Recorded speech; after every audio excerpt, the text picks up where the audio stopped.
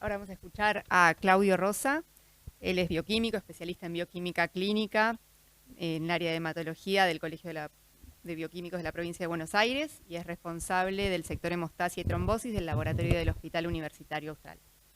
Nos va a hablar de pruebas diagnósticas de HIT disponibles en Argentina. Bueno, muchas gracias por la presentación. Buenas tardes a todos y quiero agradecer al grupo por la invitación. Hola Marta. Es un gusto compartir con Marta, con Fernando este bloque y vamos a hablar de pruebas diagnósticas de HIT disponibles en Argentina. Este podría ser un conflicto de interés.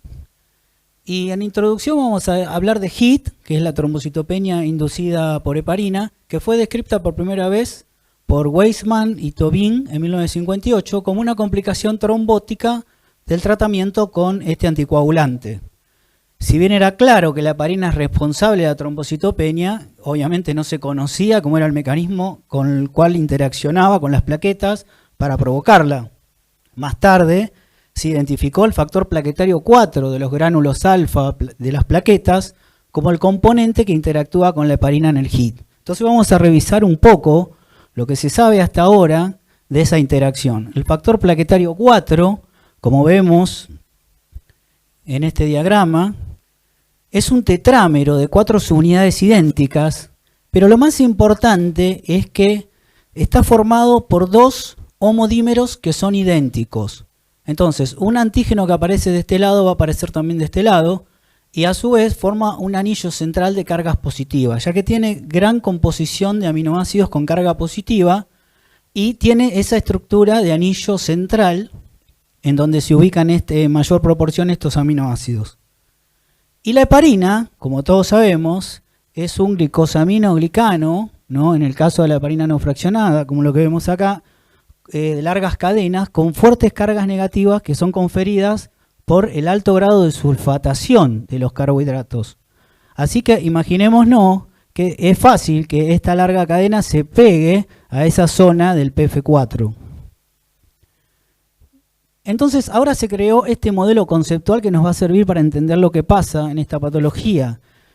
Como este modelo de esfera donde tenemos un ecuador, en ese ecuador tenemos estos sitios antigénicos de unión a heparina, es el lugar donde se une la heparina, y los polos norte y sur, donde se repiten incluso los antígenos, son los lugares que se denominan sitios antigénicos dependientes de heparina. ¿Por qué?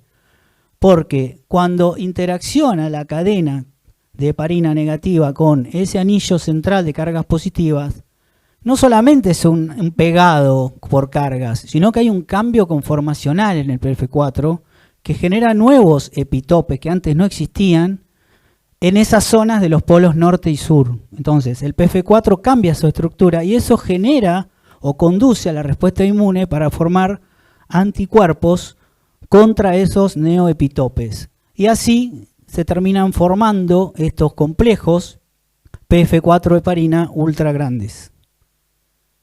Ahora, si vamos a hacer una definición antes de entrar en la metodología, el HIT es un síndrome clínico patológico que significa que el diagnóstico requiere tanto de un cuadro clínico como de un laboratorio compatible. Es decir, en el laboratorio nuestra misión es identificar la presencia de esos anticuerpos que son patogénicos de HIT.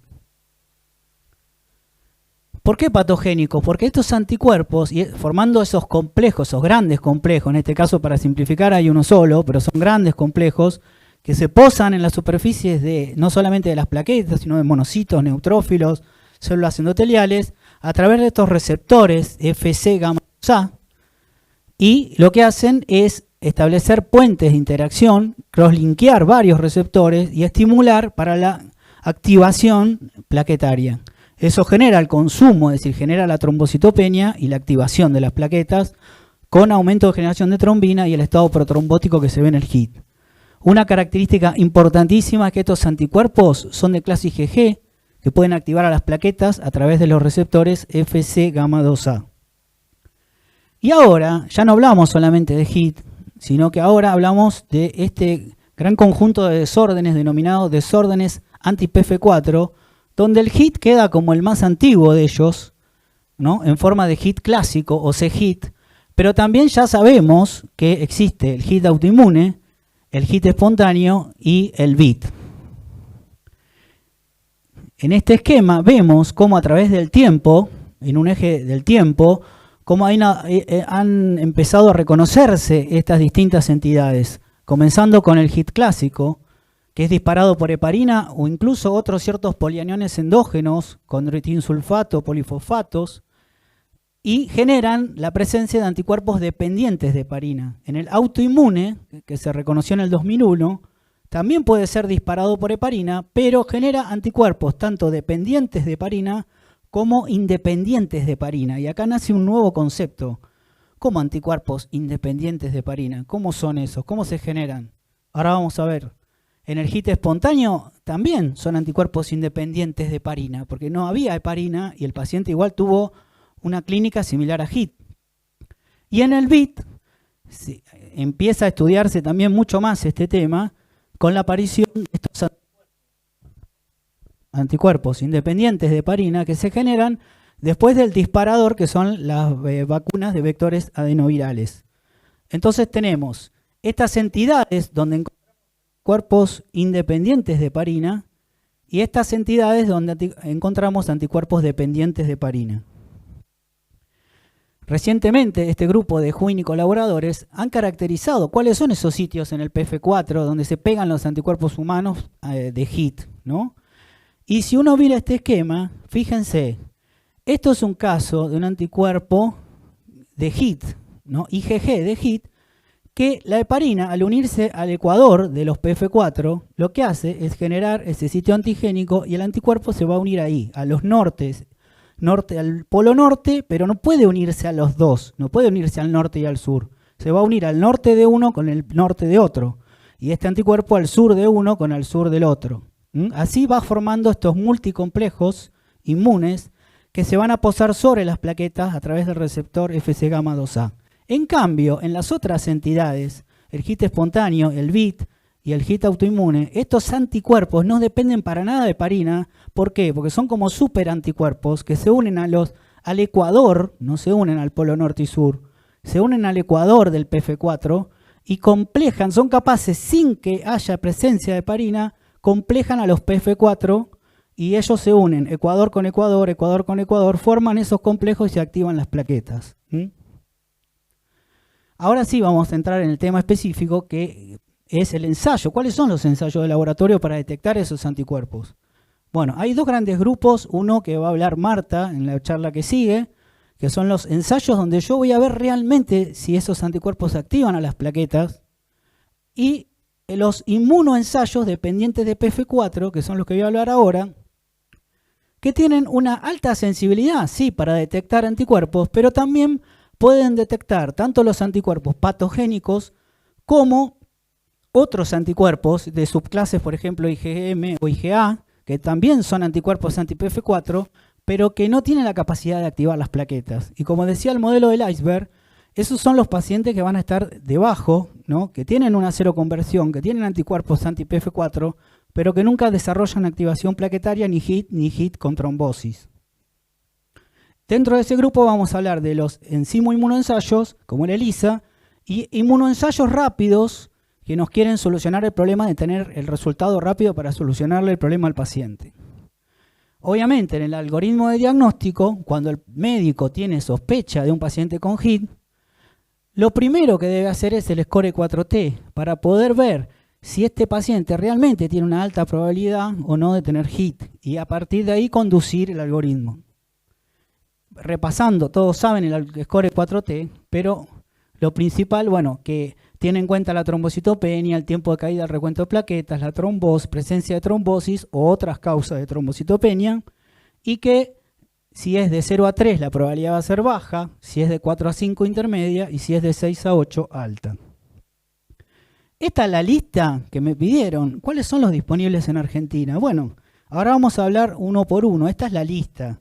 Obviamente el ELISA, que es del primer grupo que hablamos, enzimo-inmunoensayos, y los inmunoensayos rápidos, que en la literatura se pueden encontrar como RIA.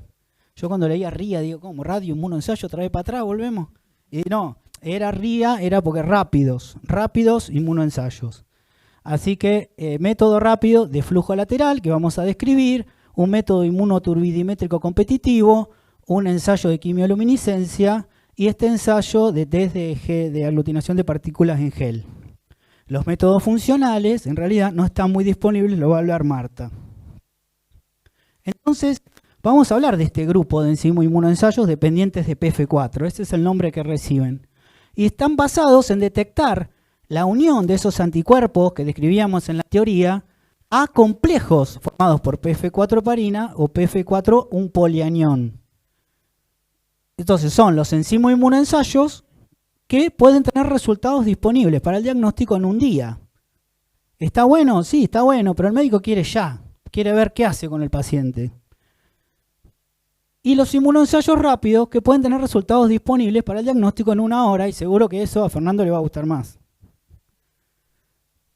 Entonces, vamos a empezar a hablar de los enzimo-inmunoensayos. Bueno, la ventaja que los ELISA, bueno, en todo laboratorio pueden hacer un ELISA, por su, digamos, tiene una operación que ya está instalada en cualquier laboratorio, no necesita un equipamiento muy especial, y tienen además una muy elevada sensibilidad, y después vamos a ver por qué tienen tanta sensibilidad. Son ensayos que tienen por lo menos arriba de 95, 97 de sensibilidad.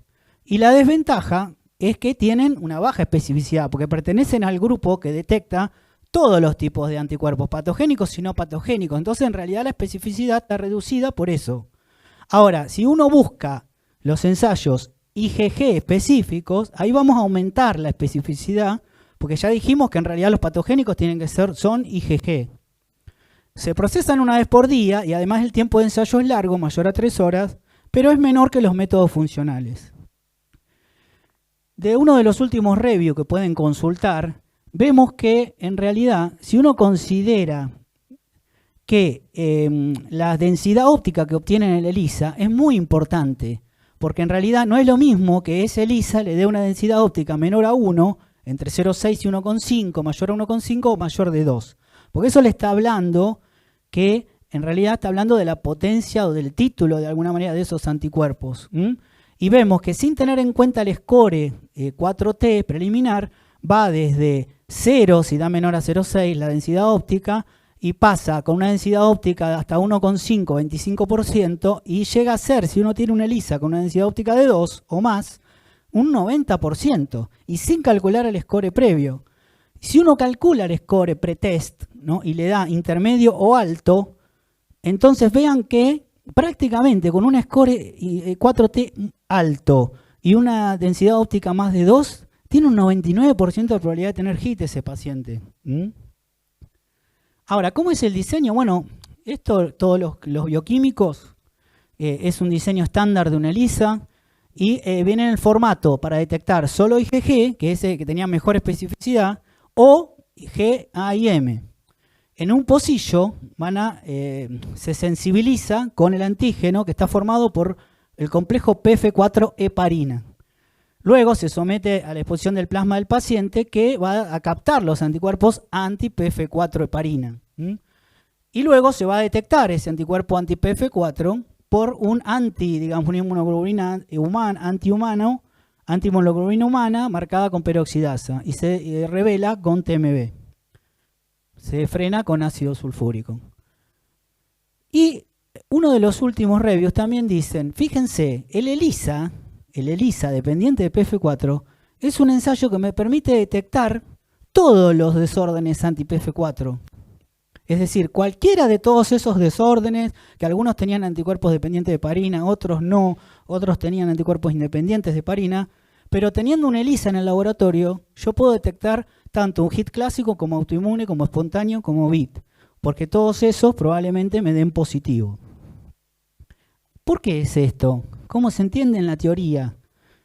Bueno, los autores del último review, Greinacher y colaboradores, lo que dicen es que cuando se diseña una ELISA en fase sólida, es probable que al sensibilizar la placa con PF4 heparina, también yo tenga pegado en el fondo PF4 sin heparina, digamos, no complejado, y que exponga sitios para captar los anticuerpos anti-PF4 también. Es decir, los anticuerpos que son anti-PF4 heparina y los que son solamente anti-PF4, que no en esos sitios del ecuador, donde se une la heparina.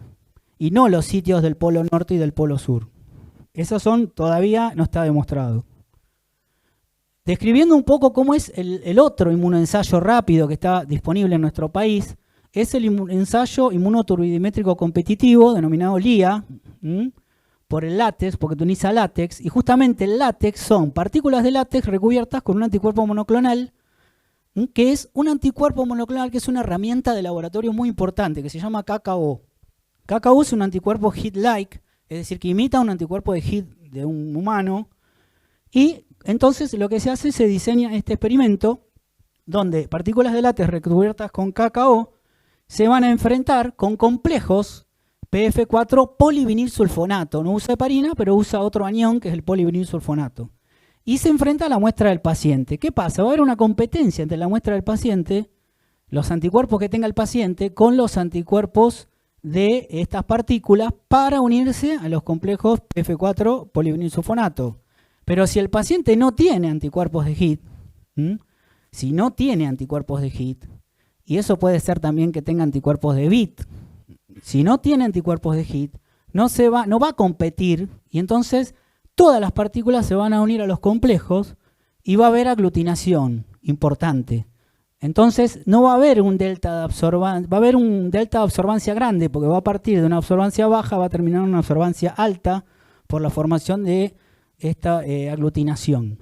En cambio, si el paciente tiene anticuerpos de HIT, IgG, IgA o IgM, porque este método detecta tanto IgG, IgA o IgM, de esta manera entonces sí va a competir, y al competir va a impedir de alguna manera que esto se aglutine con los complejos PF4 polivinilsulfonato. Entonces el cambio de absorbancia va a ser menor o nulo.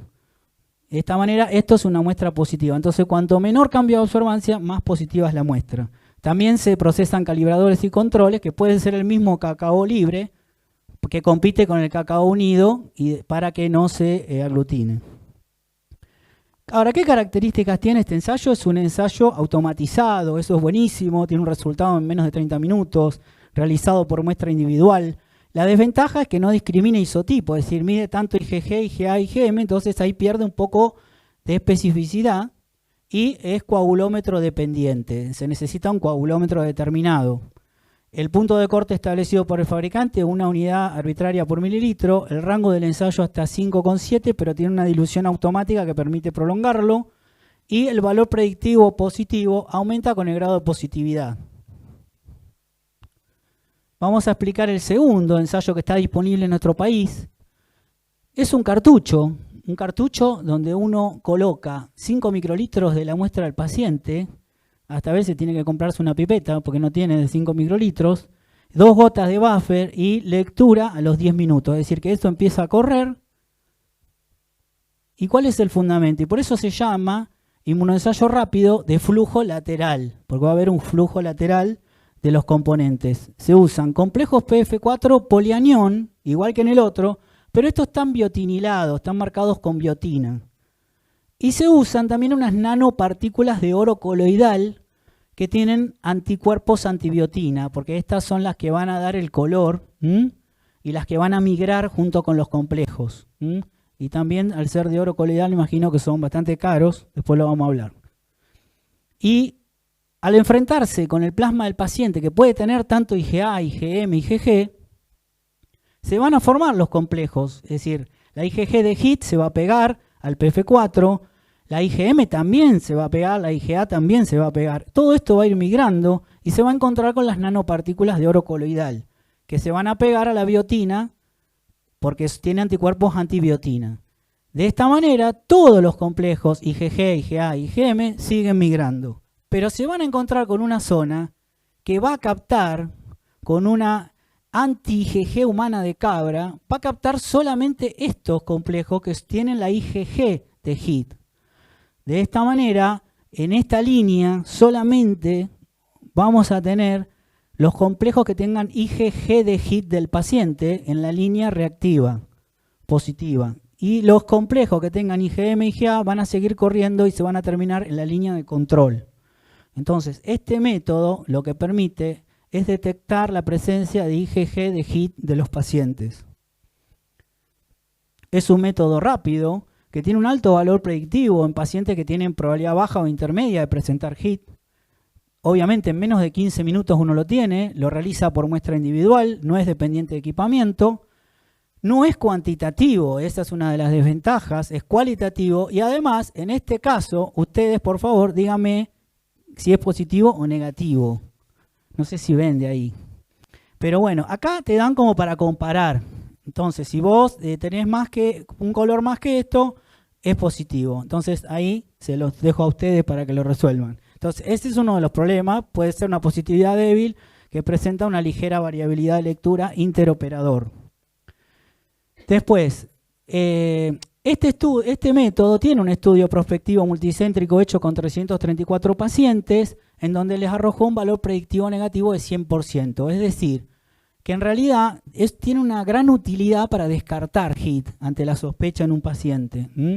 Fíjense en este esquema, nos permite ver que si uno tiene un paciente con un score intermedio, que son los que más se estudian, los que más se sospecha el HIT, uno tendría con el score 4T un 11,2% de probabilidad de tener HIT, pero si uno hace el stick expert y le da negativo, eso pasa a ser 0,4%, es decir, que disminuye mucho, con lo cual uno puede descartar, ¿no?, con un alto valor predictivo la presencia de la posibilidad de HIT.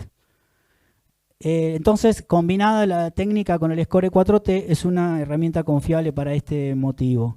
El otro ensayo, inmunoensayo rápido, es el CLIA, obviamente. Es con quimioluminiscencia. Son partículas magnéticas que tienen el antígeno y que van a captar el anticuerpo del paciente y luego va a revelar la presencia del anticuerpo con un antianticuerpo marcado con isoluminol en un equipo de alta tecnología, con reactivos también de alta tecnología. Un ensayo rápido que en 30 minutos puede tener el resultado y la señal es directamente proporcional a la concentración de anticuerpos que, bueno, en el LIA era inversamente proporcional. Este ensayo tiene como ventaja la rapidez que detecta isotipo IgG y esa es la fortaleza más importante, su elevada especificidad, y la desventaja se requiere de un equipamiento especial, que no todos lo pueden tener. Pero fíjense que en este estudio habían reportado en el 2020 que la Custar IgG podía llegar a tener una especificidad entre el 92 y el 96%. Y por último, este ensayo de partículas de gel, que en realidad estuve averiguando que Diamet no está más en el país, lo vende Biorad, pero no se puede conseguir, sino hay que pedirlo específicamente porque no está aprobado en el ANMAT. Lo que me dijeron es que hay que pedirlo como un test de bajo consumo, o hay que hacer una nota y ver si se puede traer al país. Lo que hace es, tiene partículas poliméricas sintéticas de alta densidad recubiertas con complejos de heparina y PF4 y al mezclarse con el suero del paciente, los anticuerpos específicos de los tres tipos, G, A y M, reaccionan con esas partículas provocando la aglutinación. Hay que separar por un centrifugado las que están aglutinadas y las que no, y luego las partículas aglutinadas quedan atrapadas en el gel, ya sea en la parte superior o en toda la matriz del mismo. Ese es el resultado positivo. Y las partículas libres que no se aglutinaron van al fondo. Entonces se ve de esta manera. Debido al intenso color rojo que tienen las partículas, uno puede ver dónde quedaron. Si quedaron arriba es positivo, porque están todas aglutinadas ahí arriba. Si se desparraman también es positivo, y con más razón es más positivo porque hay mucha cantidad. Y en el caso de las negativas se van al fondo porque no están aglutinadas. Esto es un caso dudoso. Entonces, si uno repasa en el último review, digamos, de las sensibilidades de todos estos diagnósticos para todos los desórdenes anti-PF4, vemos que son altísimas. Fíjense, los ELISAs, tanto para HIT clásico, autoinmune, espontáneo o BIT, tienen sensibilidad de arriba del 99%. Y los inmunoensayos rápidos, en realidad, también tienen sensibilidades por encima del 95%. En el caso de HIT espontáneo, lo que dice la literatura es que hay pocos casos reportados, por lo cual es una estimación que tampoco tenga tanto valor, pero sí en el BIT hay una característica especial, que es que los ensayos rápidos no funcionan. Vamos a tratar de entender por qué no funcionan. Con los que yo le expliqué al principio, tenemos que deducirlo. Pero esto es una característica del HIT. Fíjense en estos dos casos de dos pacientes, la evolución del recuento de plaquetas, en su caso de HIT, y todos los ensayos, tanto los ensayos confirmatorios como el LIA, el ELISA, todos, el ELISA que detecta IgG sola o GAIM, la señal de los ensayos ya era fuertemente positiva antes de que caigan las plaquetas. Esta es una característica del HIT. ¿Por qué? Porque hay un alto nivel de anticuerpos para generar esa trombocitopenia. Los anticuerpos para generar esos complejos multimoleculares inmunes que se posan arriba de las plaquetas y las activan y las provocan su activación, tienen un alto nivel y por eso ya se ven incluso antes de la caída del recuento de plaquetas. Eso es lo que también ayuda a que la sensibilidad de los ensayos sea tan alta. Ahora, ¿qué pasa en BIT? Cuando se estudió qué pasaba con los ensayos, por lo menos vamos a ver los que tenemos en Argentina, fíjense que para BIT, como ya dijimos, los ELISA servían para todos los desórdenes anti-PF4. Bueno, tienen una sensibilidad y especificidad buenísima comparadas con los casos de HIT estudiados. Pero los test rápidos, fíjense el LIA, 6% de sensibilidad, entre 1 y 19, con 100% de especificidad. Y el... este es el CLIA, este es el CLIA, 6%, y el LIA, 0%, dice, de 0 a 18. ¿Qué pasa? El LIA, acuérdense, tenía complejos PF4, polivinilsulfonato, y compite con el KKO, pero el KKO es un anticuerpo de HIT. Entonces, si uno pone a competir la muestra del paciente que tiene anticuerpos de BIT, que son independientes de heparina, no son como el KKO que son dependientes de heparina, por eso no los detecta. No los detecta porque son otro tipo de anticuerpos dirigidos contra otros epitopes, los anticuerpos independientes de heparina dirigidos contra el ecuador de la molécula, donde se une la heparina. Y el STIG-SPERT también muy baja, 4%, y el Diamet, PASIA, 45%. La verdad que no encontré en ningún lado por qué, pero más. Eso es por esto, porque se ha estudiado que los epitopes, ¿no?, donde se unen están en el ecuador para BIT. En cambio, en el HIT están en el norte y en el sur. Esto también es un estudio donde se estudiaron 43 pacientes con sospecha de BIT y vemos que la mayoría de los ELISAs detectaban el BIT. Pero también hay que destacar que ningún ELISA detectó todos los casos. Es decir, si hay algún caso que da negativo con fuerte sospecha de BIT, se aconseja hacer otro método de ELISA diferente. Y en el caso de los ensayos rápidos, ninguno fue capaz de detectar los casos de BIT. Entonces, no sé cómo estoy con el tiempo pasado. Bueno, entonces vamos a hacer las conclusiones nosotros. Digamos, tenemos disponibles en Argentina el ELISA, el LIA, el CLIA, para el que lo pueda comprar. Y nosotros tuvimos una experiencia con el STIG-SPERT. Bueno, Marta y Cristina se presentaron un trabajo donde compararon el STIG-SPERT con el LIA y anduvo muy bien, son comparables. Y en realidad sirve para descartar HIT. Es muy útil para descartar HIT con el score 4T. Pero hay que tener en cuenta para que en el caso de BIT es muy importante tener un ELISA. Y si el ELISA da negativo, tratar de conseguir otro ELISA. Así que bueno, muchas gracias.